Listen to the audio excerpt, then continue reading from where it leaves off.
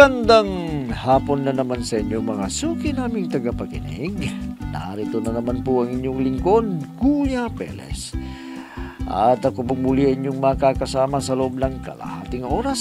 At syempre kasama pa rin natin mga kaibigan, ang ating mga artista sa radyo na siyang nagbibigay buhay sa ating mga napipiling liham sa araw-araw. At ang liham nating napili ay galing sa isa nating masugid na taga-subaybay at siya po ay tago lamang natin sa pangalang Melba. Bueno, basahin na natin ang liham ni Melba. Dear Kuya Peles, matagal na rin po akong nakikinig sa inyong programa sa radyo. At tuwing hapon kuya, lagi po akong nakikinig sa inyo dahil may mga aral din akong napupulot sa buhay.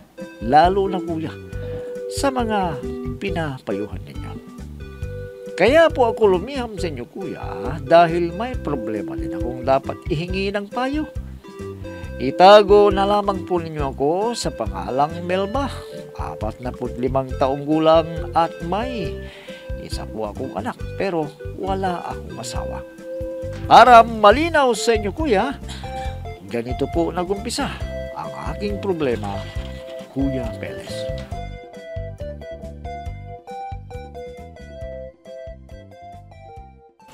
Inay, bakit niyo po ako tinitignan ng ganyan?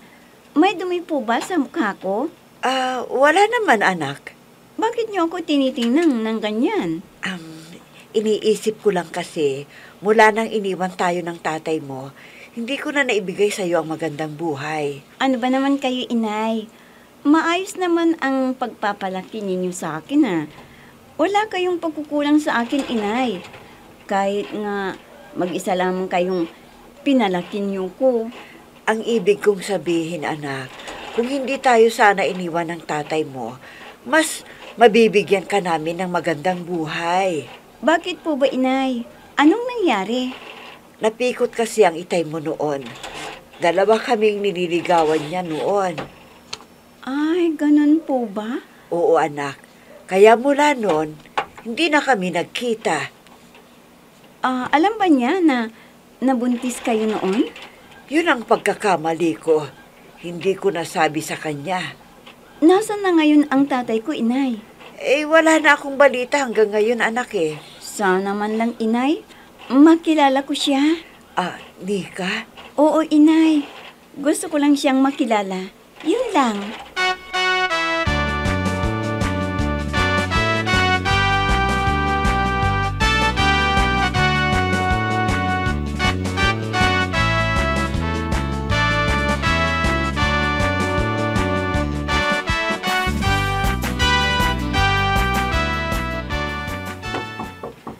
Sandali lang, nandyan na. Sino po sila? At anong kailangan nila?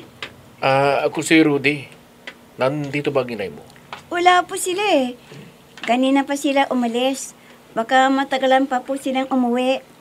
Kung gusto ninyo, hintayin na lamang ninyo sila. Hindi na. Nakakahiya naman. Okay lang po. Ano po bang kailangan ninyo kay inay? Wala naman. Gusto ko lang siyang dalawin. Ganon po ba? Oo. May itsura ang lalaking ito. Pero may edad na siya. At parang mayaman. Ang buti pa, babalik na lang ko dito bukas. Baka matagalan pa siya. Sige po. Kayo po ang bahala. Sasabihin ko na lang po sa kanila na may naghahanap sa kanya. Sige po.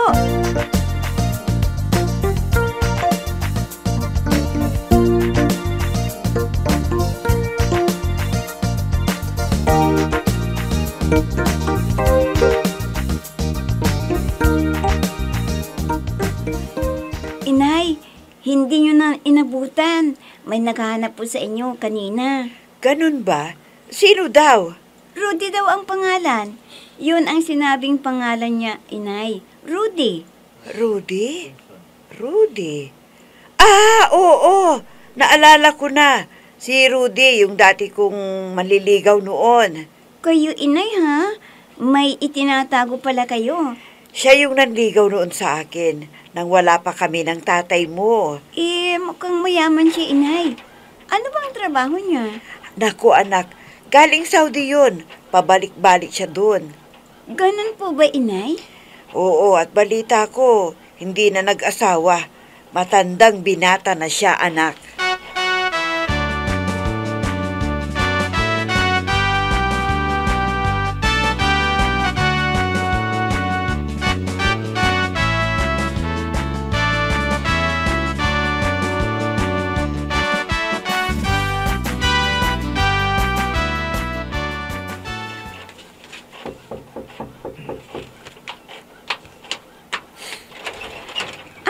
Kayo pala, Uncle Rudy. Pasok po kayo.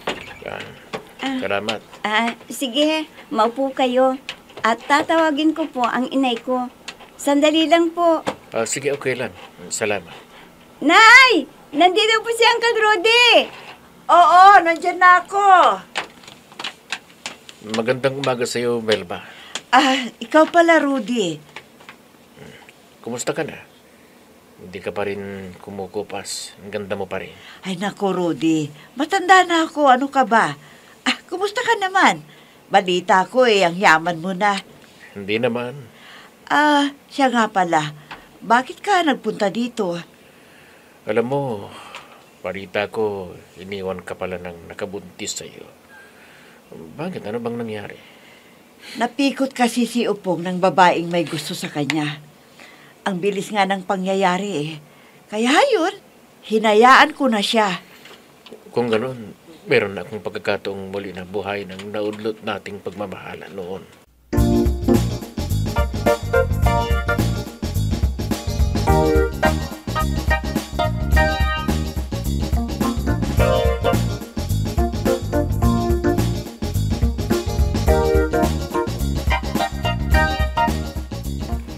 Inay, anong sinabi sa inyo ni Uncle Rudy? Wala. Nangumusta lang. Uy, si inay, may manliligaw na. Tumigil ka nga. Matanda na ako, ano? Naku, inay, hindi pa kayo matanda, no? Wala pa kayong 50 Ang tinatawag na matanda, yung ang edad niya ay mahigit 50 na. Alam mo, dati naman kasi nananligaw sa akin si Rudy. At parang nauna lang siyang nanligaw sa tatay mo. Ganun po ba, inay? Kung sakaling ligawan kayo ulit ni Uncle Rudy, gusto niyo ba, inay?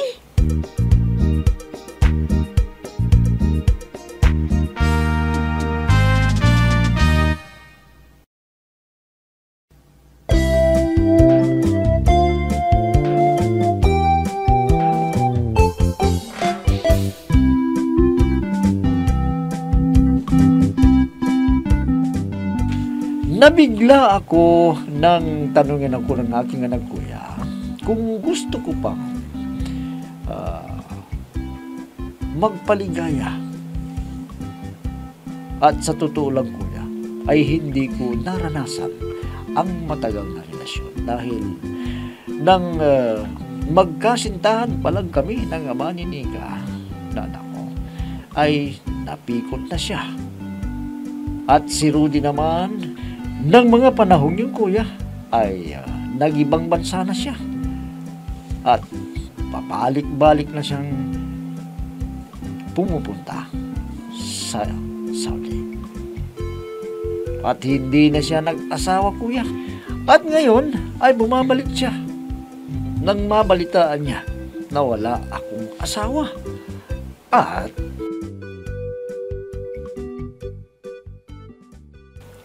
Hoy, dumating na pala ang itay mo. Sabi mo wala kang tatay. Hindi ko yung tatay, ano? Dating nanliligaw yun kay inay noon. At binata pa siya hanggang ngayon. Kala ko siya ng tatay mo eh. Gwapo siya. At kahit na maedad na siya, hindi pa rin halata. Oo nga eh. Akala ko nga tatay mo eh. Dinadalaw lang niya si inay. Kaya pumunta sila sa bahay. Kung sakali ba na gusto siya ng nanay mo, gusto mo rin ba? Wala akong magawa kung gusto ni inay. Gusto ko rin siyang sumaya. Kasi mula bata pa ako, puro trabaho na lang siya. Siya lang mag-isa ang nagpalaki sa akin. Eh, ano ba ang pakay niya sa buhay niyo? Dati pala siyang naliligaw sa nanay mo. Oo, kung sakali man na gustuhin siya ng inay ko, hindi ako tututol.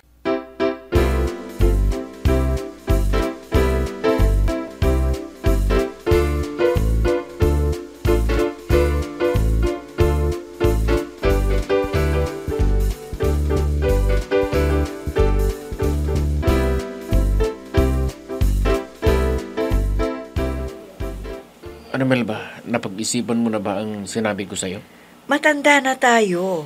Humanap ka na lang ng mas bata pa sa akin.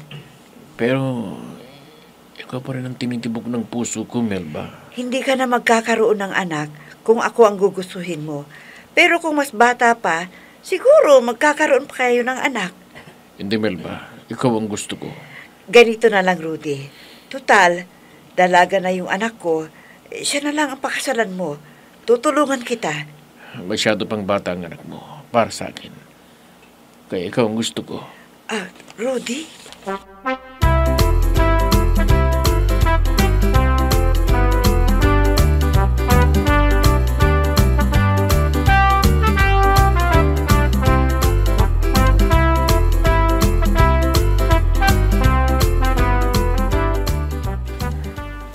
Nika, ipakilala mo naman sa akin ang magulang mo. Sama ko sa'yo. Bakit? Mamamanhikan ka na?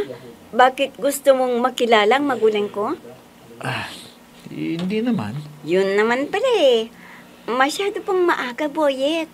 Gusto lang kasi na makilala ko sila. Wala akong tatay. Nanay lang. Di, ipakilala mo sa nanay mo. Ang kulit mo rin, ano? Ayoko. Ayoko. Ayoko. Sige na naman, oh. Sige na. Bakit bang kulit mo? Kung gusto mong magtagal tayo, huwag mong ipagpilitan ang gusto mo. Oo na, hindi na.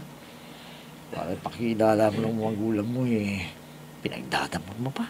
Ayoko nga eh. Ang tigas ng ulo mo.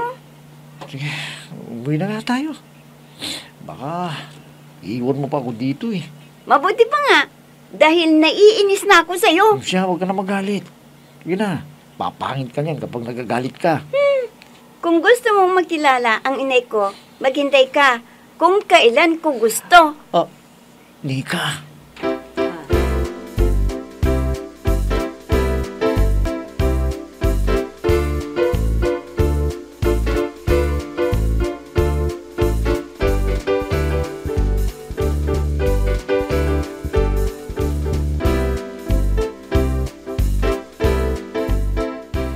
Melba, nandito na naman ako. At gusto ko lang malaman sa'yo kung anong sagot mo doon sa sinasabi ko. Rudy, kung ako ang pakakasalan mo, papaano ka magkakaanak? Sayang lang ang pera mo sa pagpapakasal mo sa akin. Kahit magkano, kaya kong isakripisyo. Basta para sa'yo. Baka kapag nagtagal tayo at hindi kita mabigyan ng anak, iwanan mo din ako. Ayokong masaktan, Rudy. Hindi ba may edad ng 45 na nagkakaanak ba? Bihira na yun. Dahil pareho tayong may edad. Kung ang anak ko ang pakakasalan mo, sigurado ako na magkakaanak pa kayo. Ayoko nga eh. Ikaw ang gusto ko, Melba. Ikaw. Hindi ko alam, Rudy. Naguguluhan din ako. Huwag mo nang pahirapan ang sarili mo. Dahil kapag hindi ko pa naraman ang sagot mo ngayon, babalik na ako sa Saudi. Pero kung papayag ka sa gusto ko, hindi na ako babalik at magninegosyo na tayo kasama ang anak mo. O naman ba? Pumapayag ka na ba?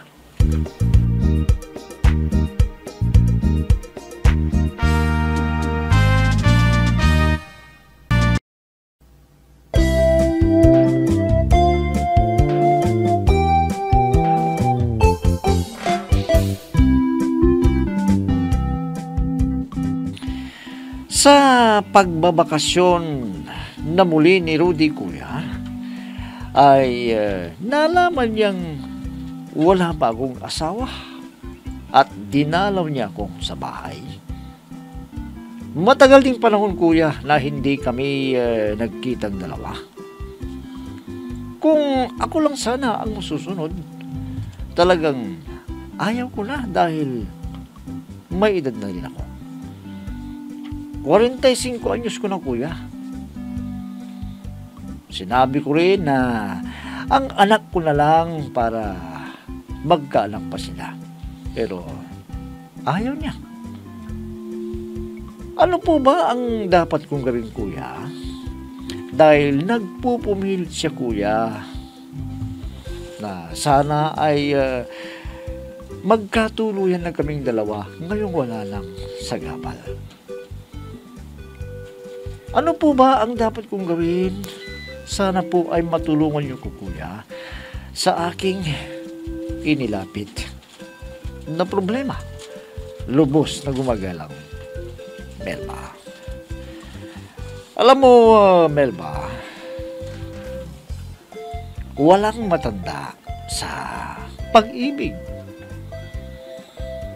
Sa pag-ibig, walang pinipiling edad yan. Bata man, matanda man, pare-pareho yan. Kapag tinamaan ka ni Cupido, walang pinipili yan.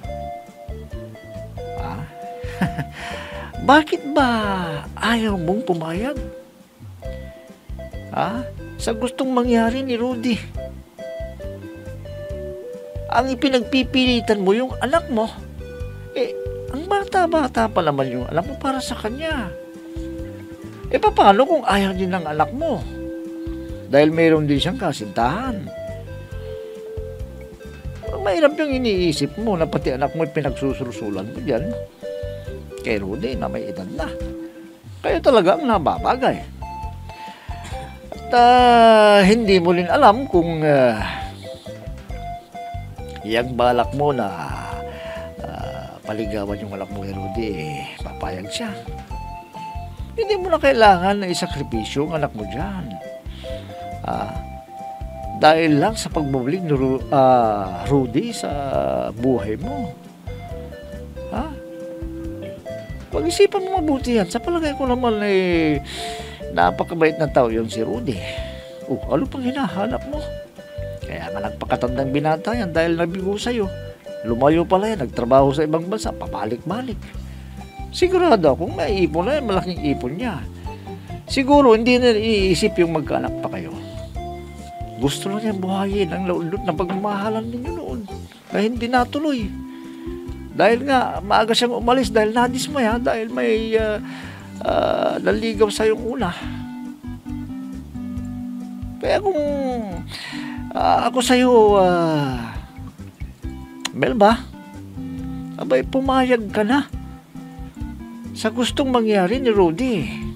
Nang sa ganun mararanasan ninyo naman o mararanasan ninyo ng ginhawa sa buhay o siligaya sa buhay. Hanggat maaga pa, Melba, magdesisyon ka na. At alam kong nasa mabuti kang kamay kapag si Rudy ang pinakasalan mo. Maliwala ka sa akin. Huwag mo lang pakialaman niyang anak mo dahil may boyfriend na rin yan. Hayaan mo na siya. Isantabi mo lang pag-uusap ninyo na mag-ina dito.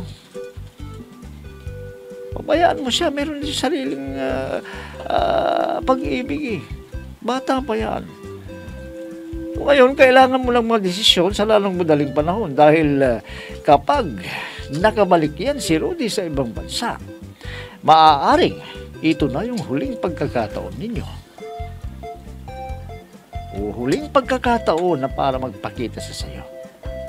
At pagkakataon mo na rin para lumigaya sa buhay.